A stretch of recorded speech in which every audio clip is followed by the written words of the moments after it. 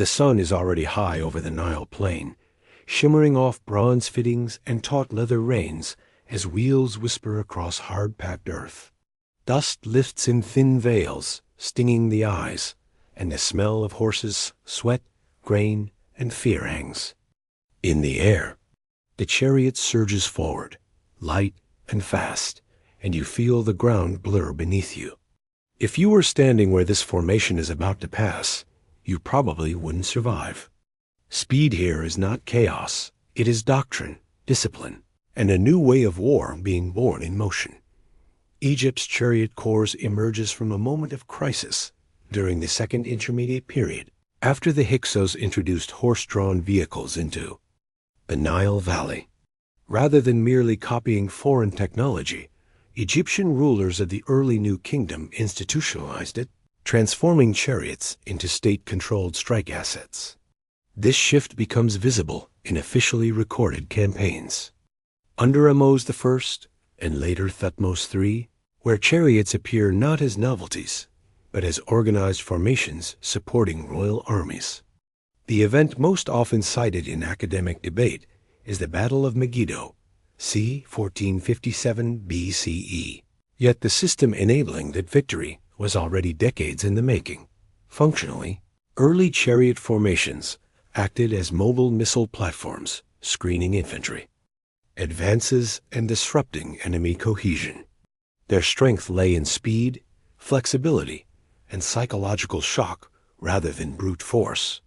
Crews required exceptional balance, spatial awareness, and archery under motion skills developed through constant drilling and elite upbringing.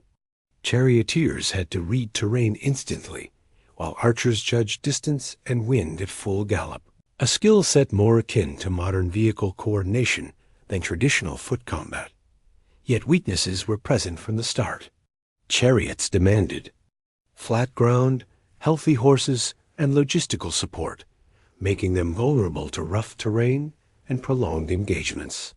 A lesser-known detail from tomb inscriptions suggests that early Egyptian chariot units were relatively small, hinting that their power was as much symbolic as tactical. Compared to later Hittite heavy chariots, Egypt's early formations prioritized speed over mass, a distinction scholars still debate when assessing battlefield dominance.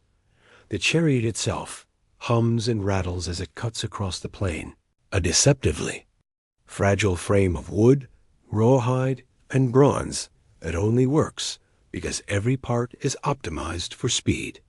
The wheels flex under strain, spokes bending just enough to absorb shock, while the horse's hooves drum a steady, controlled rhythm. This is not brute engineering. It is precision design, and in battle, that precision decides whether the formation holds together or collapses. Egyptian chariots of the New Kingdom were light, typically built with six-spoked wheels and an open-backed cab to reduce weight. This design choice, visible in reliefs from the reign of Thutmose IV and Amenhotep II, allowed rapid acceleration and tight turning. Horses, introduced relatively late into Egyptian warfare, were carefully trained to respond to rain pressure and voice commands amid noise and movement. An officially recognized event that showcases this system in action is the Battle of Kadesh, c. 1274 BCE, where Egyptian chariot divisions maneuvered at scale under Ramesses II, relying on speed to counter heavier enemy vehicles. Weapons completed the system. The composite bow-laminated wood, horn, and sinew was short enough to use from a moving platform, yet powerful enough to penetrate armor at range. Quivers mounted on the chariot body ensured continuous fire during passes. This formation functioned as a mobile harassment force, striking, withdrawing, and striking again, rather than charging directly into enemy lines. Strengths included sustained missile pressure and battlefield awareness, while weaknesses involved limited protection and dependence on trained horses. Chariot crews required more than strength. They needed fine motor control, endurance, and trust. The driver stabilized the platform while the archer fired in motion, a partnership requiring months, if not years, of shared training. A strange side fact appears in tomb art. Some chariots are depicted with spare bowstrings tied to the frame, suggesting constant readiness for failure mid-battle. Compared academically to Assyrian later designs, Egypt's chariots favored elegance and speed over durability, a trade-off still debated when assessing their true battlefield efficiency. The formation does not function unless the two men aboard move as one, their bodies compensating for every jolt as the chariot skims the ground. Hands tighten, loosen, and adjust without spoken command, and the horses sense hesitation instantly. Training happens long before battle, in dust-filled courtyards and open fields along the Nile, where mistakes cost bruises, not lives, but the lesson is always the same.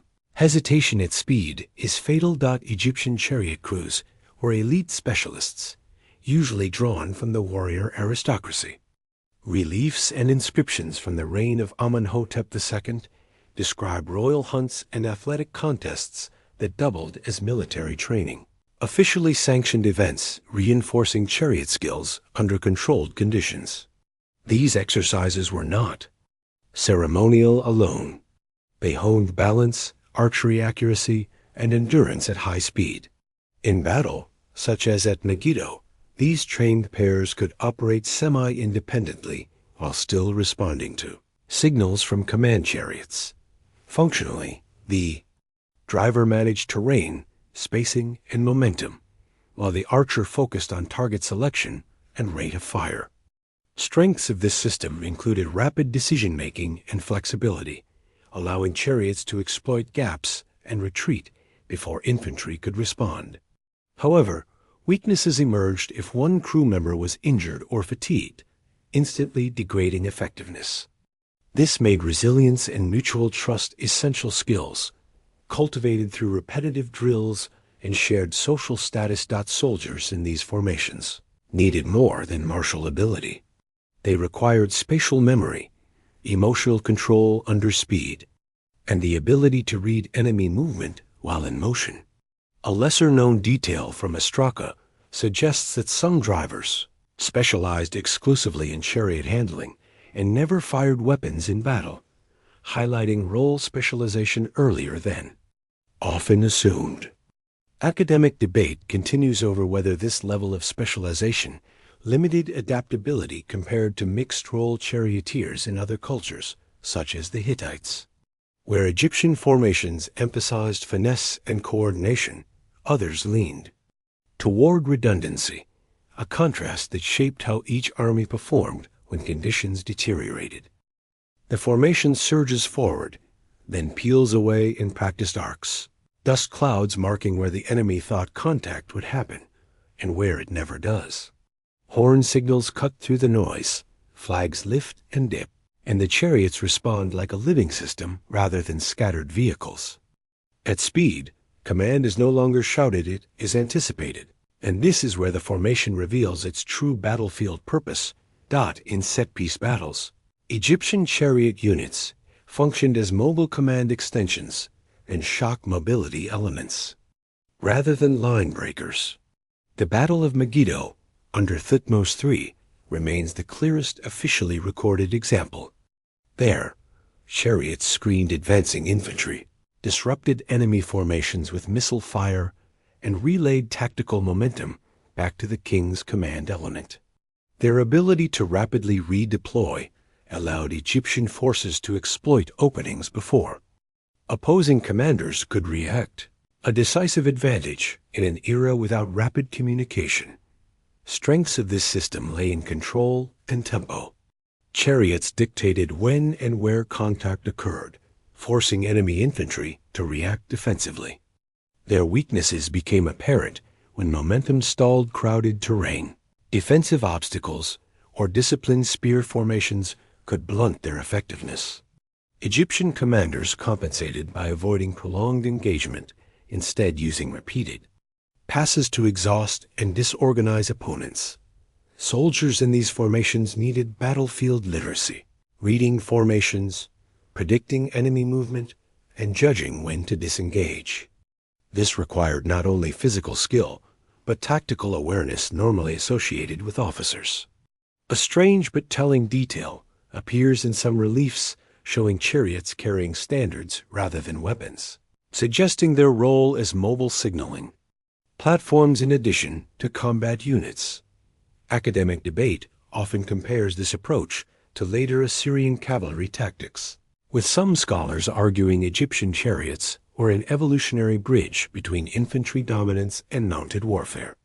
Others counter that their reliance on terrain limited true shock potential. Either way, in open ground and coordinated action, these formations transformed speed into authority, shaping the flow of battle long before decisive infantry contact. Ground begins to change, and suddenly speed is no longer an ally.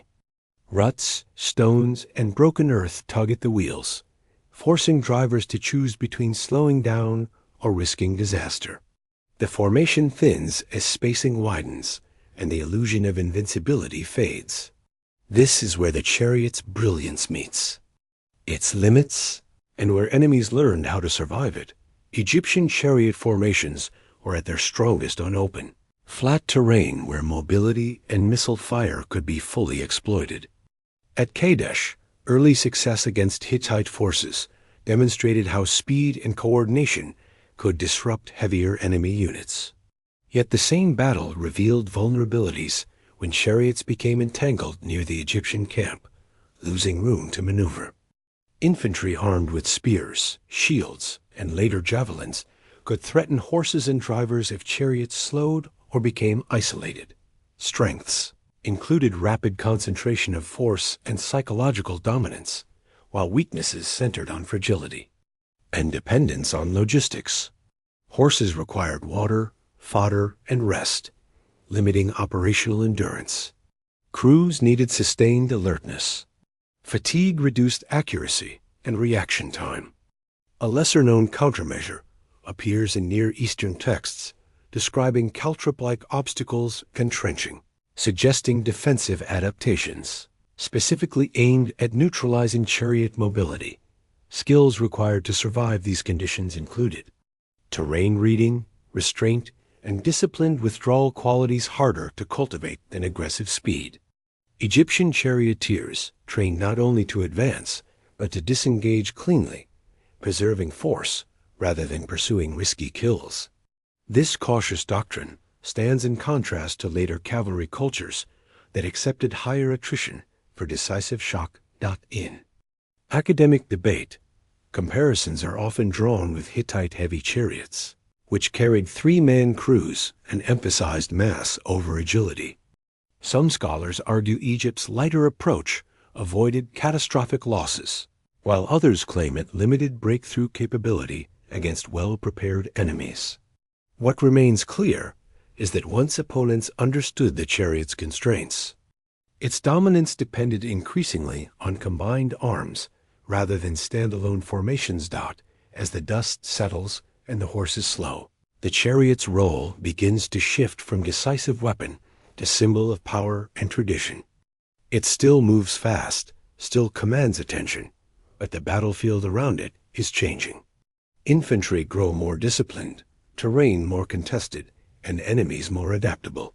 The formation that once defined speed now exists within a broader system, its legacy debated even as it continues to roll forward.